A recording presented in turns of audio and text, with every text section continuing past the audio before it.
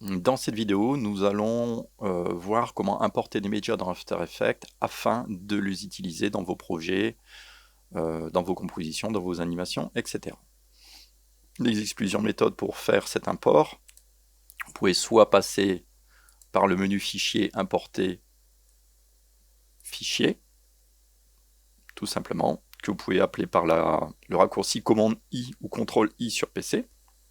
Vous voyez par exemple ici, je peux prendre 3 photos et directement les importer dans After Effects.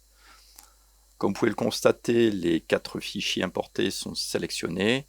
Si je souhaiterais les mettre dans un dossier, il suffit simplement que je les glisse sur le deuxième icône ici en bas pour les mettre dans ce dossier que je peux très bien renommer Images.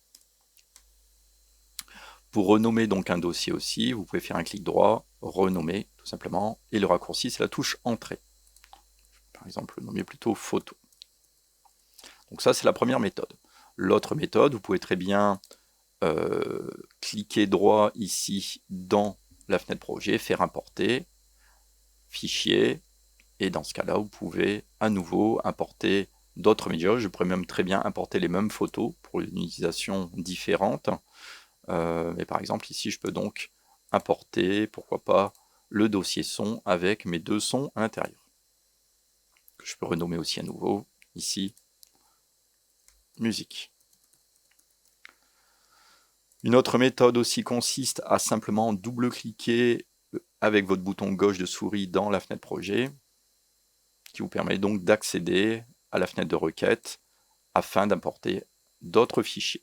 Par exemple ici, je peux prendre quelques vidéos comme ceci. Je vais donc glisser à nouveau sur le dossier. Petite icône ici, dossier en bas, pour créer un dossier dans lequel mes vidéos seront stockées, que je vais renommer donc cette fois-ci vidéo. Une autre méthode aussi très connue dans de nombreux logiciels, c'est simplement passer par le Finder sur Mac ou par l'explorateur sur PC et de glisser, déposer par exemple un dossier directement dans votre fenêtre projet. Voilà. Alors, les imports que vous allez réaliser ici et les classements que vous allez effectuer ici vont être importants par la suite parce que vous allez pouvoir donc dans After Effects faire un assemblage final qui vous permettra de structurer et de faire une sauvegarde de votre projet. Donc ce classement ici est important. Concernant les formats que le logiciel est capable d'importer, par exemple je refais ici clic droit à nouveau, importer fichier, After Effects est capable de prendre de nombreux types de formats, comme vous pouvez le reconstater ici en dessous. Alors je ne vais pas tout vous détailler, ça n'a aucun intérêt. En priorité pour vous, vous pourrez voir qu'il est capable d'importer l'Illustrator. Par exemple ici, un peu plus bas, vous avez ici, par exemple, des formats comme le Photoshop. Les OpenXR qui sont des fichiers, par exemple, issus de la 3D. Le PNG très connu sur le web. Etc., etc. Vous avez aussi la possibilité d'importer des fichiers Cinema 4D parce qu'After Effects, il y a une collaboration entre le logiciel Cinema 4D et After Effects. Donc, nativement, il est tout à fait capable de prendre un projet Cinema 4D.